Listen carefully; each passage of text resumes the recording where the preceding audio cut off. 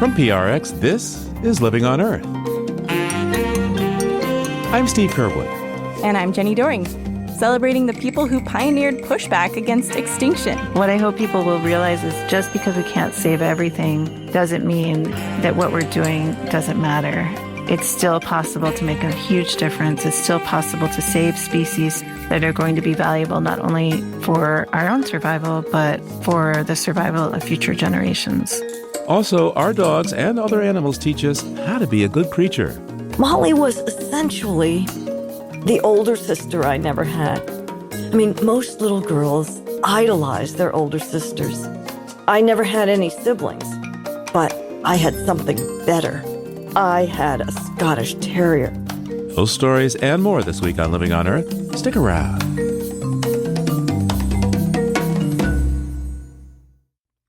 From PRX and the Jennifer and Ted Stanley Studios at the University of Massachusetts, Boston, this is Living on Earth. I'm Jenny Doring. And I'm Steve Curwood. At this time of year, we like to take a break from the news and revisit favorite moments from over the years. And today we're celebrating some of the unique animals we've had the joy of learning about from our guests, starting with the amazing life forms under the sea. In an engaging 2014 book called The Extreme Life of the Sea, biologist Steve Palumbi and his novelist son Tony deepen our understanding of how strange sea life has managed to survive against all odds. Joining us is half of the pair of authors, Steve Palumbi, a professor of marine biology at Stanford University. Welcome to Living on Earth. Hey, Steve. Pleasure to be here. Why did you write this book? Why now? Well, the real reason is that we're trying an experiment. Can you take the narrative style and approach that a novelist would use and combine it with what a scientist would do, and then come up with an environmental narrative that is more engaging than we're used to? It's all sort of in a small way described by a simple phrase that you don't really care about the plot until you care about the characters. And so we wanted to write a book that made you care about the characters. Now, you write about the extreme life of the sea, the oldest, the hottest, the shallowest, to name a few. Why did you choose this approach? Because it was a way of getting people's attention to the really sort of amazing things that these critters do. Organisms in the sea live in some of the hottest places. They live in some of the coldest places. And how they do that is something that marine scientists have paid a lot of attention to. So it was really a way to make it more engaging, more fun, and to let us move incredibly between different kinds of organisms all in the same chapter. Now, which of these extremes did you particularly like, and why? You know, I was most surprised by all the information that we got about the oldest creatures in the sea. And the oldest are? Well, the oldest by far is that set of deep water corals off the coast of Hawaii. Black corals, they live in about 1,000 feet of water. It's dark, it's steady currents, it's very, very calm and steady environment. And those corals are clocked, the oldest one that we know about, at 4,200 years old. That's old. That's old. I mean, these corals were alive before some of the pyramids were started. Speaking of age, you had one extreme that you called immortal. That's an amazing jellyfish called Teratopsis, and it has the remarkable ability to actually age in reverse. So when the environment is bad, this animal can essentially go from its adult body form back to its larval form, and then start all over again. It's reborn, huh? It's reborn. It's called transdifferentiation. It's the only critter known to be able to do that. Wonder if I could package that.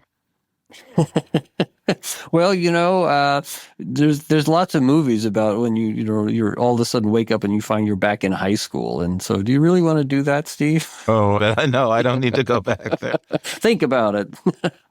Tell me about your favorite from the deep, deep, deep.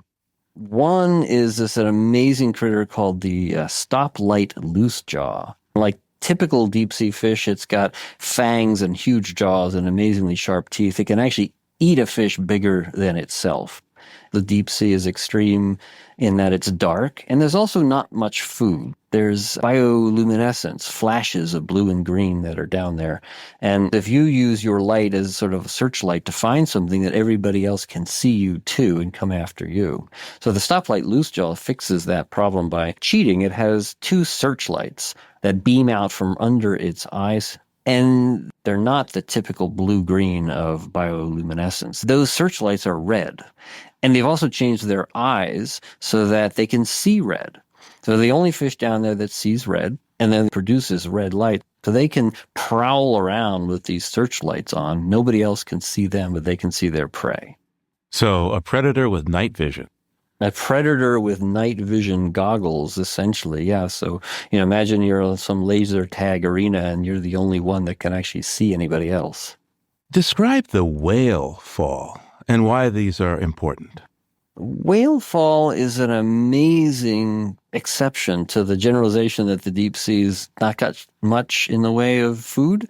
When a whale dies, it often dies in the middle of the ocean in deep water, and it falls down to the bottom of the sea with a sort of flumph that dumps tons of meat and bones and gristle all at once. It's an incredible instant oasis of food. And from all around, critters come immediately to start feeding on it. And they disassemble the whole skeleton in just a matter of weeks. But it goes beyond that, because then a set of predators comes in to eat the critters that are eating the whale. And they slowly all form this community, short-lived community, until most of the whale is gone. And then you have the bones left, scattered around the bottom. But the bones of a whale are actually enormously valuable for food. They're full of oil. So another set of critters comes and lands on those bones and starts feeding on those. Finally, all you're left with is just a thin dusting of the remains of an entire whale and all its bones on the bottom of the seafloor. Now, there's some pretty interesting sex lives in the sea. Tell me a little bit about these. It turns out that one of the most extreme things about marine critters is their family lives. For example, another deep sea example is that anglerfish, made popular in the Finding Nemo movies, have a remarkable lure that attracts prey to them. And scientists studied them for a century or more, always bemoaning the fact they could only find females. And then a parasitologist was working on them, looking at the parasites that these females always seem to have hanging off them, and discovered that those were the males. They were parasitic males attached to the females and living only with them, depending totally on the females for everything. After they bite the female, their jaws dissolve, and then their brains dissolve, and then their guts dissolve, and then their blood systems mesh with the females. And all they are at the end is just a testis that's there to fertilize the female's eggs when she's ready. I thought you weren't going to talk about human relationships here. Well, we give these book talks. The women are usually laughing. The men are somewhat bemused. And then by the end, the men are all horrified. One of the most fascinating parts about your book is how you tell the story of evolution through microbes in the ocean. What made you decide to do that? Microbes are the smallest critters in the ocean, but they are by far the most numerous. And you can't understand the life of the ocean without including them. They are, in fact, the organisms that determine that the ocean is, in fact, livable. You might be referring about the evolutionary part to a sort of scary and shivering, chilling type of process that biologists have called kill the winner. And here's the way it goes, that microbes in the sea, you'd think, well, the best one would take over, the one that could grow the fastest in the most places. But that doesn't happen. The microbes in the sea are incredibly diverse, and it boils down probably to the enemies of these microbes, and those are viruses. And any microbe that gets good enough and big enough and abundant enough to maybe take over the ocean is also a target for these viruses that evolved to attack them specifically. So the viruses are constantly killing the winner of the competitive race among microbes in the ocean. And by doing that, they're keeping the ocean in balance and highly diverse. Now, how does the human consumption of seafood affect the marine ecosystem and the balance of bacteria? Steve, the real problem is that this huge ocean with all these creatures in it is not big enough that is immune to the kinds of changes that we can make on it. And in particular, fishing, overfishing, has the effect of breaking the food chains that the ocean normally has.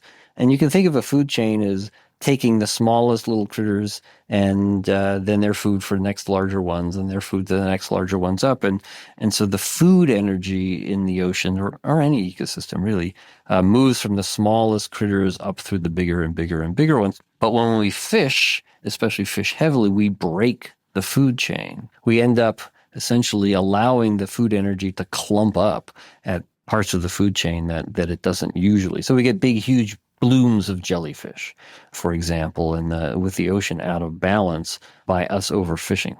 Talk to us about how climate change is affecting the life of the sea. So climate change is a pervasive, growing, and huge problem. It's, of course, making the sea level rise.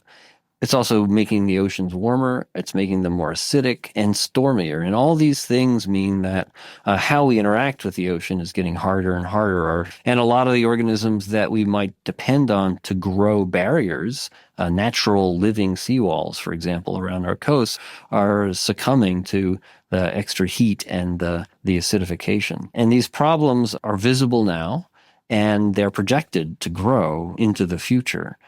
If we stopped the process by which climate change is happening, as we stop carbon emissions, it's still going to take 50 years or so for the oceans to absorb what we've already put into the atmosphere and begin to get better.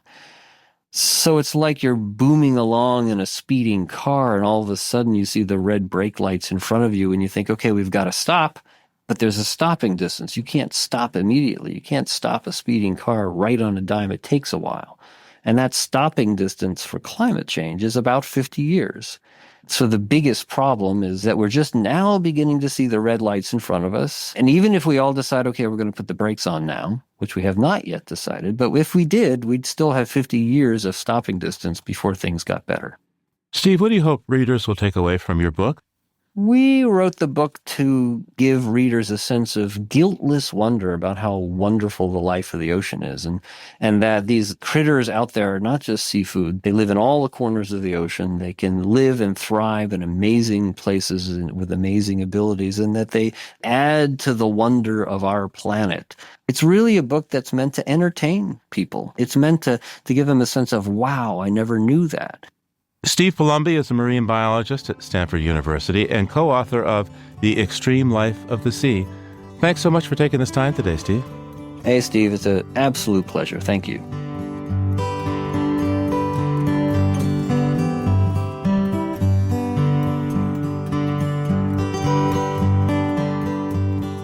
Just ahead, some conservation heroes working to save our beloved beasts.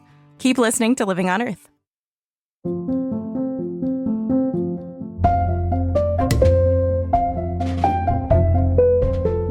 As we approach the end of 2024, we wanted to take a moment to thank you and all of our listener supporters. You make the difference. Listener support makes this Living on Earth podcast possible. So thank you. To renew your gift or to give for the first time, visit LOE.org. It's Living on Earth. I'm Steve Curwood. And I'm Jenny Doring. American bison, bald eagle, giant panda. These are just a few of the charismatic megafauna that have come dangerously close to extinction. And once a species is gone, it's gone forever. And these days, we humans are usually to blame. But thanks to some visionaries, large herds of bison are back, bald eagle populations are soaring, and giant panda numbers are on the rise. A 2021 book by science writer Michelle Nijhuis tells the stories of some of these conservation heroes. It's called Beloved Beasts, Fighting for Life in an Age of Extinction. And Michelle Nijhuis joins me from White Salmon, Washington. Welcome back to Living on Earth. Hi, Jenny. Thanks so much for having me. You know, one of the stories in your book, Michelle, that really inspired me was about Rosalie Edge and her courage in standing up against these Audubon Society leaders, the establishment that was really unwilling to protect birds that sportsmen considered pests or targets. She even bought a mountain to help conserve raptors. Can you tell us about her and her story? Rosalie Edge is one of my favorite characters too. Rosalie Edge immersed herself in the suffrage movement. She was a leading suffragist fighting for women's right to vote. And after that victory was achieved, after suffrage was achieved in New York State, and after it was on its way to being achieved nationally, Rosalie Edge and her husband separated. And while she was mourning the breakup of her marriage, she discovered real solace in the company of birds. And she wrote very movingly about how the natural world was a comfort to her in the midst of this personal disaster. And so she became, in her 40s, a devoted bird watcher. And as she got to know the birding community in New York City, she learned that the primary organization fighting for the protection of birds, the Audubon Society, was not sticking up for all birds. The Audubon Society was sticking up for the birds that it considered, quote unquote, good birds, not birds of prey that many of its members considered pests at the time. So Rosalie Edge thought this was ridiculous, and she took it upon herself to show up at an annual meeting of the board of the Audubon Society and give them a piece of her mind. And she rallied Audubon members and other people who cared about conservation to demand that the Audubon Society, which had become a bit complacent, they demanded that the Audubon Society get more ambitious on behalf of other species and work for the protection not just of species that they happen to like and appreciate, but all species. Yes, and they wrote some pretty fiery pamphlets that just got sent out, I guess, mailed out by the hundreds, calling for this establishment to take a stand. Well, they were very popular. They named names and, warned of what tragedies would befall the natural world if the Audubon Society didn't grow some kind of backbone. And she made herself a real pain in the neck, and she succeeded. She succeeded at waking up the Audubon Society's leadership and membership. And I think that the Audubon Society retains a sort of grassroots feistiness that owes a lot to Rosalie Edge. And some of these birds that weren't being protected properly were raptors, like hawks especially. Why were these raptors under such attack? Well, a lot of sportsmen did consider raptors pests. They had these exaggerated ideas about how often they ate farm animals, poultry mostly, and they just disapproved of them in a way. They thought they were scavengers and kind of lowly animals. So there was a particular ridgeline in Pennsylvania where the topography and the wind currents converged so that the hawks that were migrating up and down the East Coast in the spring and fall were funneled over this one ridgetop. So sportsmen would go there, and because there were so many raptors passing so close to the top of this ridgetop, they were able to just shoot them by the dozens, even the hundreds. And Rosalie Edge saw a picture of hawk carcasses lined up on the forest floor and was just horrified that this was happening, that this, that these birds were just being shot wholesale, really for no reason. And she found out that the land on that ridgetop was for sale, and she bought it and established a hawk sanctuary that still stands today. And not only has it protected the raptors that use that migration corridor, but the data taken there, Rosalie Edge suggested that the caretaker start recording the numbers and kinds of birds that passed over during the migration. That data is now one of the longest record of raptor migration in the world. Wow, it sounds amazing to be there, and you did go there. What is it like to be on Hawk Mountain watching the raptors fly by? I really recommend that people take a trip. It's not too far from most of the major East Coast cities, but it is a different world because you climb up to the top of this ridgeline, kind of an unassuming looking ridgeline in Pennsylvania. But once you get up there, you realize how magical it is because the birds are flying by not only above you, but sometimes beneath you. So it's not only an amazing experience of being close to birds, but it's a popular place.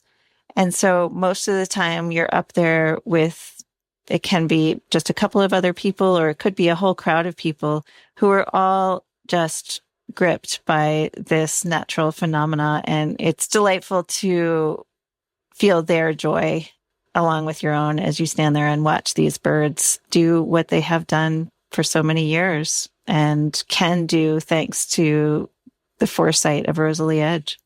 So another person who really helped shape conservation, and maybe a lot of people will know this name, was Aldo Leopold. What do you think is his most important message for us today? Well, many people may have run into Aldo Leopold's book, A Sand County Almanac. It's his best known book. I've always loved Aldo Leopold, and it was a real joy to get to know him better in the process of writing this book. He was such an eloquent writer, and he had such a sense not only of the complexity of other species, but of the complexity of the human species. But his primary accomplishment, I think, was to bring the science of ecology into conversation with the work of conservation. Because one thing I observed in learning about the history of conservation is that some people are drawn to conservation because they are eager to get away from their fellow humans, sometimes for very good reasons. Sometimes people, had a terrible loss early in life and they found comfort in other species. Or as I mentioned, like Rosalie Edge, they experienced a tragedy and they found solace in other species. But there are definitely people in conservation who feel more comfortable with other species than with their own.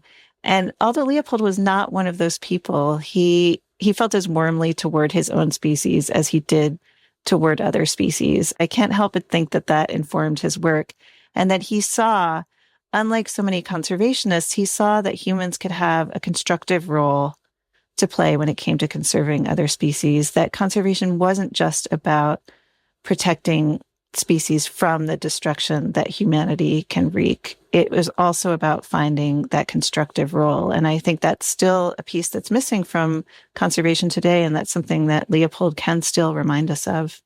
Yeah, that really resonates with the part of your book where you're talking about the myth of the tragedy of the commons and, the fact that it's handed us this idea that the only way to manage resources sustainably, whether that's like an aquifer or an antelope herd, is to impose this order from the top down. How has this been proven to be the wrong way of looking at conservation?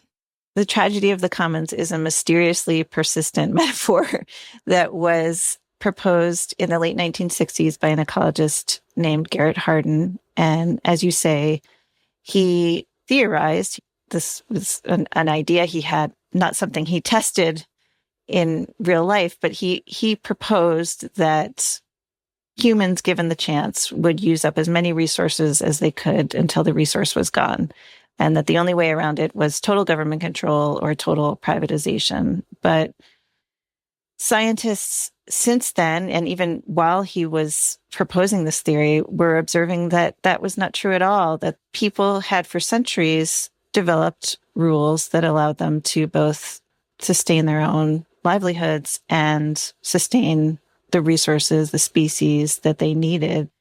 And I think the tragedy of the commons is persistent in part because it does happen and we do experience it in small ways all the time. Anyone who's been in a traffic jam has experienced the tragedy of the commons. Or trying to buy that last roll of toilet paper or trying to buy that last store. Yes, or trying to buy that last roll of toilet paper. I mean, it is all around us in small ways, but I think it's so important for everyone and for the conservation movement in particular to remember that it doesn't have to be that way, that we as humans have figured out ways of avoiding it. And even as Garrett Hardin was publishing the theory of the tragedy of the commons in the journal Science, there was a young political scientist named Elinor Ostrom who was reading his article and thinking, well, that's not true at all, because she was working on her PhD in Los Angeles at the time, and she had been observing that water users in the Los Angeles basin, where groundwater is, of course, a highly prized resource, had figured out a way of cooperatively sharing their resource that didn't involve radical privatization and didn't involve total government control. And she devoted the rest of her life to studying systems all over the world where people were cooperatively managing their resources. And she eventually won the Nobel Prize in economics for her work shortly before her death.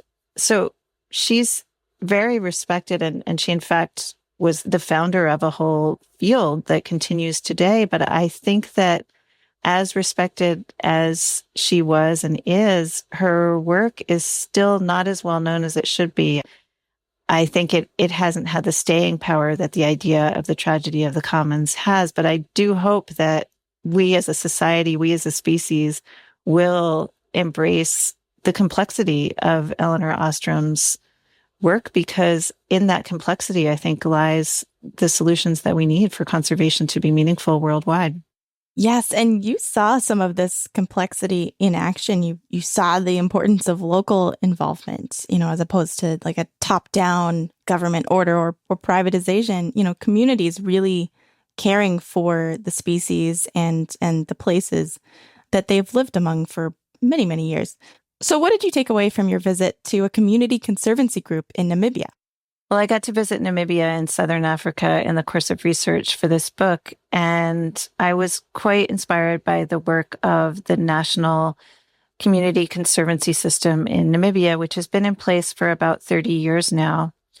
And the goal of community conservancies is to reawaken the relationship that local people had with the species they lived alongside and have lived alongside for centuries. Before colonialization, these species were often managed through the kinds of systems that Elinor Ostrom observed throughout the world. Colonization disrupted those systems and disrupted the relationship that people had with their local species. And it became quite common for people to think of other species, especially troublesome or dangerous species, as the property of the government, something that they didn't benefit from and they didn't have any responsibility for, and they just considered kind of a burden. People often saw themselves as bearing all the burdens of conservation and not realizing most of the benefits. They saw the benefits as going to, foreign tourists who visited national parks.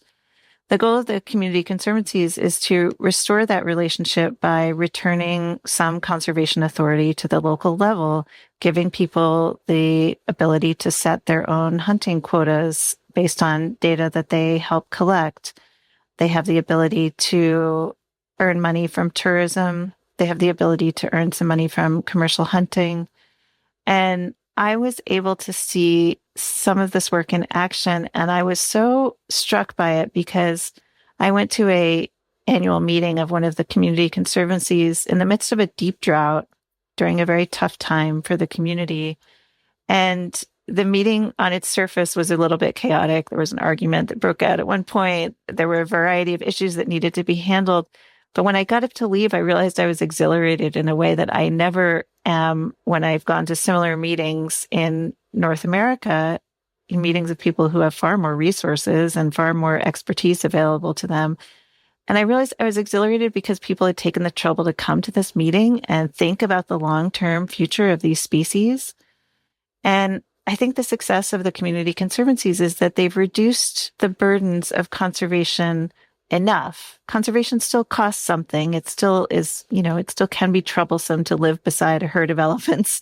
It still can cost money to restrict your exploitation of neighboring species. But it's reduced those costs enough so that people are willing and able to pay them. Because I think at heart, most people don't want their neighboring species to go extinct. They're willing to go to some lengths to protect them.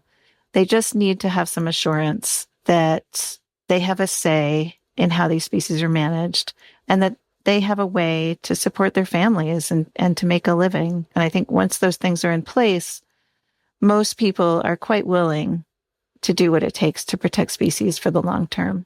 Michelle, at so many points in the history of conservation, even as its leaders have accomplished great things like saving species that were on the brink of extinction, they've gone about it in such a blinkered and misguided way a lot of the time, and they've really left essential communities out of the process. So I guess I'm wondering now, do you think the conservation movement has learned anything, and what do you think is missing now from the conservation movement?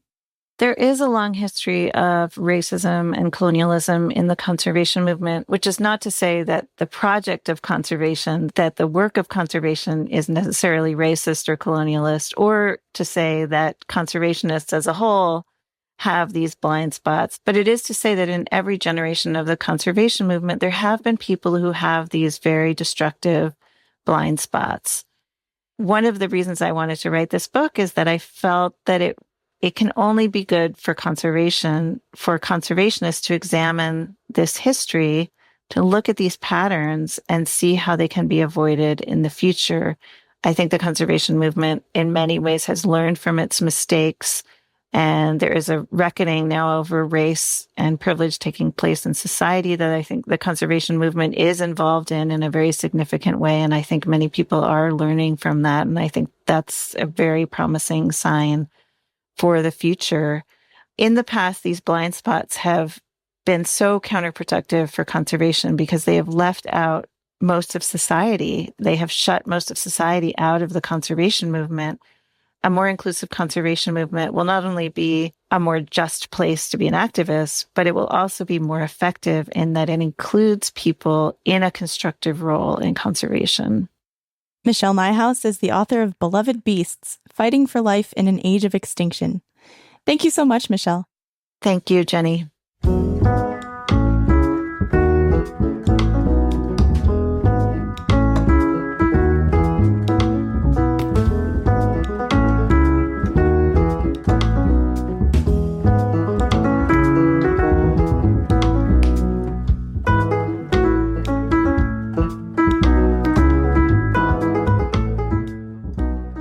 Coming up, tips on how to be a good creature from some good creatures. Stay tuned to Living on Earth.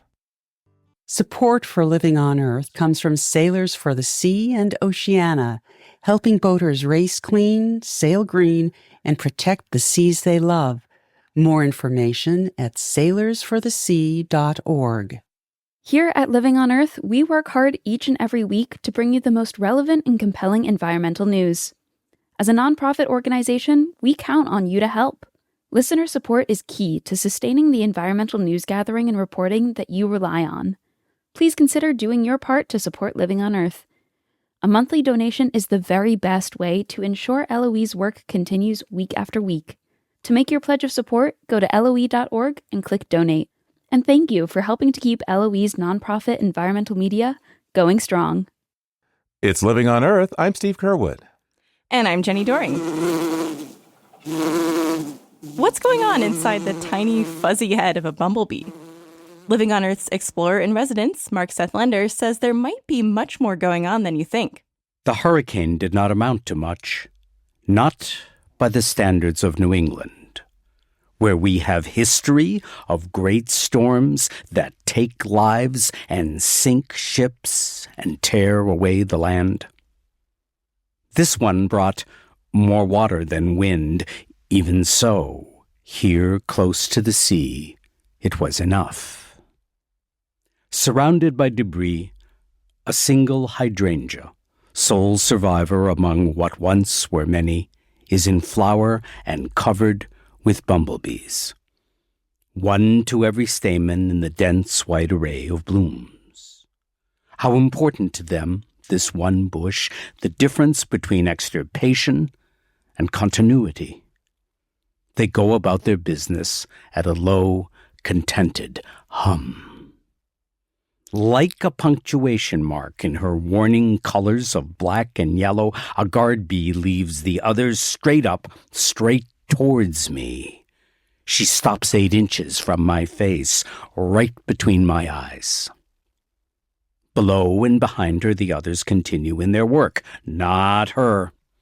She flies out and around me, returning to the same place, and again, and does not touch me, but only hovers, unwavering, perfectly balanced, her impossibly small bumblebee wings beating to a transparency.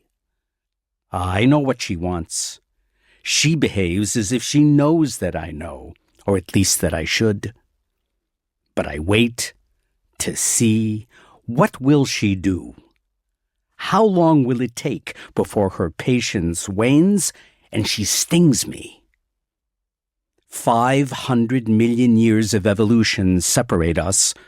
Her ancient compound eyes are not the camera eyes by which I see. Her brain is not like mine, nor her form except for the fact of a fundamental symmetry we share, that the left side is the same as the right, and yet perceives what and where my eyes are, and that this is how to get my attention, that I live behind my eyes. Me, I am here. This is where my consciousness abides, that I am a sentient being. How can she know? It can only be a projection, one she would not make if she were not conscious of her own consciousness and its same location. Perhaps this is why, rather than harming me, she waits until I take my 2 steps back.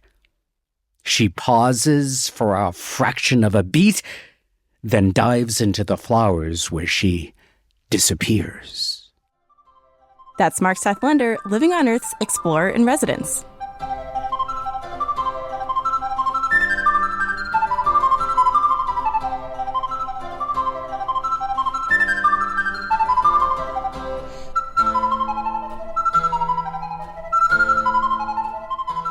Author and longtime friend of Living on Earth, Cy Montgomery, wrote the New York Times best-selling memoir, How to Be a Good Creature. In it, Cy tells us exactly that. And who knows better than Cy how animals can teach us how to be good inhabitants of the world? From tarantulas in French Guinea to reclusive aquarium-dwelling octopuses to dogs and chickens in her own backyard, Cy has connected with creatures all over the globe. They are her friends, her family, and especially her teachers. Joining us from her home in Hancock, New Hampshire, is author Cy Montgomery. Now, this book is a memoir that really talks about some 13 different creatures that have taught you how to be a good one, and you start your stories with Molly, the dog. I'm looking at her picture right now on my desk. Yeah, Molly was essentially the older sister I never had. I mean, most little girls idolize their older sisters. I never had any siblings, but I had something better. I had a Scottish Terrier. And even though she was chronologically younger than I was very aware that dogs mature earlier than we do. They become adult in just a few years. We take, 15, 18, 21 years to mature. But Molly was a fierce, strong, independent, wonderful, wise adult individual. And I wanted to be just like her. Ah, your dog taught you to grow up to be a strong woman. Yes, she did. She totally did. And I used to dream of the day that I could run away with Molly and live in a hollow tree or live in the woods somewhere, that with her, I'd be able to learn the secrets of the animals who lived in the wild. And that's what I went on to do. Now, in your book, you recount your career, and it seems like you're well on your way to being the journalist. I mean, little girl had a newspaper, and grown-up woman has job as a reporter, and you're all set to go. And then, well, something happens along the way. Well, my father, ever my champion, gave me the gift of a trip to Australia. And I didn't want to just go as a tourist. I wondered if there was some way that I could volunteer or do a study or, help a scientist. And there was. There's an organization, as you know well, called Earthwatch. You can spend a couple of weeks helping a scientist almost anywhere in the world. So I looked to see what they had in Australia. And what they had in Australia was a project called Drought Refugia. And this was a study with Dr. Pamela Parker of the southern hairy-nosed wombat. Now, who can resist that? Almost nothing was really known about them until Dr. Parker came along. So for a couple of weeks, we lived in tents in the outback. And by day, we would try to find the wombats. And I was crazy about this. I had the best time and I worked really hard. And afterwards, Dr. Parker was impressed enough to say, "Hi, I wish I could hire you to work for me. I wish I could buy you a ticket to come back to Australia, but I can't. But what I can do is, if you ever wanted to come back on your own, I'd let you stay at my camp and you could eat my food. So I went back to my wonderful job, and I quit that job and moved to a tent in the outback, and I studied emus.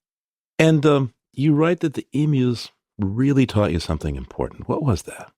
They showed me a lot.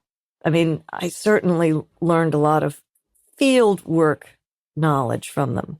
But the most important thing, Steve, it was that doing the science, doing the reading, all that intellectual stuff really matters. But if you want to understand an animal, you also have to bring to that understanding your heart. I let them choose to be around me, and I wouldn't approach them so closely that they would feel frightened. The minute that they seemed upset, I'd just back off and stay still. You know, at first, I thought, I'm gathering important scientific data. This is really fun. And the data is important, and taking notes is important. But the more I followed them, the more I was with them. I found myself falling in love with them. And there were times that I realized that taking the notes wasn't the most important thing I was doing. Maybe the most important thing I was doing was falling in love. Indeed. Now, you're a writer, and so there's always the editing process. Just how difficult was it for you to whittle your stories down to just 13 animals in 10 chapters? Well, I did leave out some important animals in my life, and they very much still animate my life. But the ones that I included in this memoir, it's a memoir in 13 animals, that's the subtitle, are ones that taught me very specific lessons for my life about how I should perceive the world and how I should behave. And I chose those that best illustrated that. Some of the animals taught me how to cope with loss. Some animals taught me how to find your destiny. One animal showed me how to forgive. And Thurber showed me that there's always something wonderful lurking right around the corner that you can't possibly anticipate. Talk to me about how a creature taught you to forgive. Well, this was an ermine. They're the white-coated version of weasels who live in the north. So this weasel, ermine, who I met on Christmas morning. And every Christmas morning, I always make my hens a big bowl of delicious hot popcorn. And I was carrying it down to give to the ladies. And one of my girls was lying dead on the floor of the coop. And someone had a hold of her head. And when I pulled her away, this white head popped out from the corner with coal black eyes. It was a tiny little critter. This animal probably weighed less than a handful of coins, but so fierce. And I could not be mad at that weasel. I mean, the animal had just killed someone who I loved, and it was Christmas morning. And you'd think that would make you really angry, or that you might even hate someone who did that. But that wasn't what I experienced at all. What I experienced was the glory of this creature, the glory of its wildness and its ferocity and its determination and its courage, its braveness. And I thought about my mother. And my mother had just died, oh gosh, that very year. But throughout my childhood and growing up, and even as an adult, we had had a number of disagreements. And at one point, my parents had disowned me for marrying the love of my life, Howard Mansfield. We'd had a lot of disagreements. But in the moment that I beheld that ermine, I just felt this wave of forgiveness sweep over me for my mother. And I realized that she was fierce like that weasel. She shared a lot of the characteristics of that ermine. And there was so much in her to admire. And I realized how much I loved her and how much I missed her. Now, you write about octopuses. In fact, a little shout out about us at the show when we went to to meet one of your octopus friends at the New England Aquarium. How did you get into, well, talking and being with octopuses? Well, the first octopus I met, I went in with an assignment for Orion magazine on the intelligence of octopuses. And one of the keepers opened up the tank where Athena lived. And this huge animal, I mean, her arm span had to have been, 9, 10 or more feet. She turned bright red with emotion. She slid from her lair, looking me straight in the eye with hers, and then out from the cold 47-degree water come boiling up her arms, reaching for me with these questing suckers. So naturally, I plunged my hands and arms right into the water to greet her. And the next thing I knew, I was petting her head. And she was just as curious about me as I was about her. And I came back several times to meet her. But the thing about octopuses is they just don't live very long. And after only a few visits, I got the horrible news that she just died of old age. So the next octopus who came, they invited me back to meet her. And that's the octopus who you met, Steve, Octavia. And there's a chapter in this book about Octavia. And when I introduced you to Octavia, only once before had we had a close interaction. So I really wasn't sure what she was going to do when she met you. But she was quite brilliant. She was interacting with you and the producer and the sound person. And while we were all petting and feeding and watching this octopus, just our senses being flooded with the sensation of touching this beautiful animal, feeling her suckers, watching her change color, right out from under our noses, she stole a bucket of fish. Do you remember that? I know. She totally outwitted us. I have to confess, I was a bit fearful. I mean, I hadn't met an octopus before. Right. And they're depicted as monsters in all kinds of literature and paintings and etchings. Yeah, when I reached in there, first there was one sucker, and then there were several suckers and everything attached. But thanks for you being there, I simply relaxed. But when I heard that she too died of old age and motherhood, I was sad. I know. They just break your heart. But I knew her more intimately than any other octopus, because I knew her pretty much from when she first showed up at the aquarium until she died. And it was just so beautiful to be able to see the full arc of her life. And the last thing a mother octopus does is tend for their eggs. And even though her eggs were infertile, she tended them with all the tenderness and love that a mother octopus would feel for living eggs. And that was a real blessing to be able to see. Now, I think you struggle at times with making sure to not anthropomorphize the animals in your stories, but you also make the point that perhaps a worse mistake is to assume that animals are emotionless, that they don't have emotions. Exactly.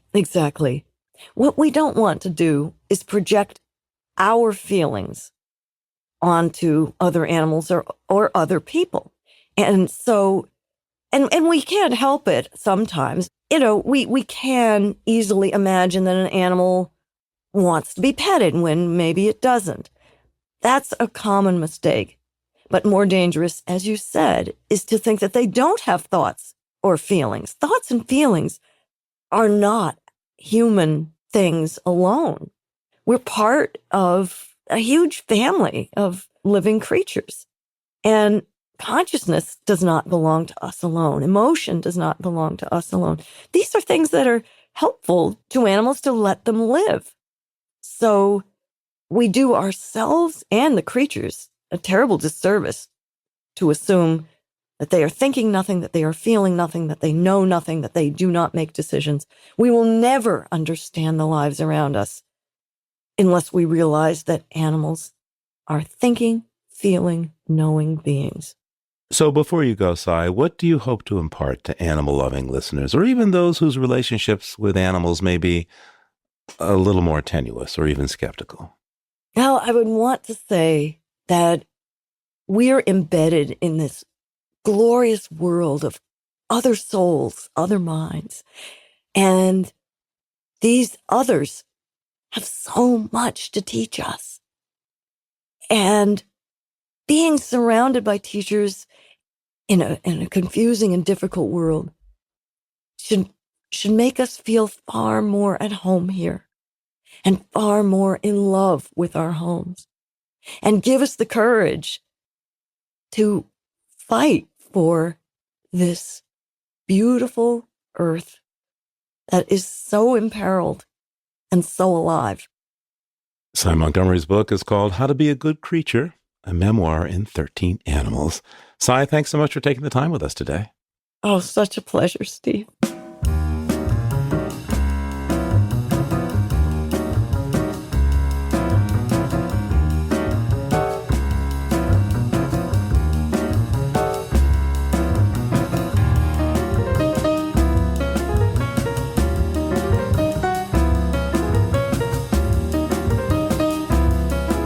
Living on Earth is produced by the World Media Foundation. Our crew includes Naomi Ehrenberg, Paloma Beltran, Caleb Bradley, Josh Kroom, Daniela Faria, Mehak Gagneja, Swayam Gagneja, Mark Kausch, Mark Seth Lender, Don Lyman, Nana Mohammed, Ainsley O'Neill, Sophia Pandalidis, Jake Rigo, Andrew Scarrett, and Elle Wilson. Tom Tiger engineered our show. Allison Lierstein composed our themes. You can hear us anytime at LOE.org, Apple Podcasts, and YouTube Music. And like us, please, on our Facebook page, Living on Earth. We tweet from @LivingOnEarth, and find us on Instagram @LivingOnEarthRadio. And we always welcome your feedback at comments@LOE.org. I'm Jenny Doring. And I'm Steve Curwood. Thanks for listening, and happy holidays. Funding for Living on Earth comes from you, our listeners, and from the University of Massachusetts Boston, in association with its School for the Environment, developing the next generation of environmental leaders, and from the Grantham Foundation for the Protection of the Environment, supporting strategic communications and collaboration in solving the world's most pressing environmental problems. PRX.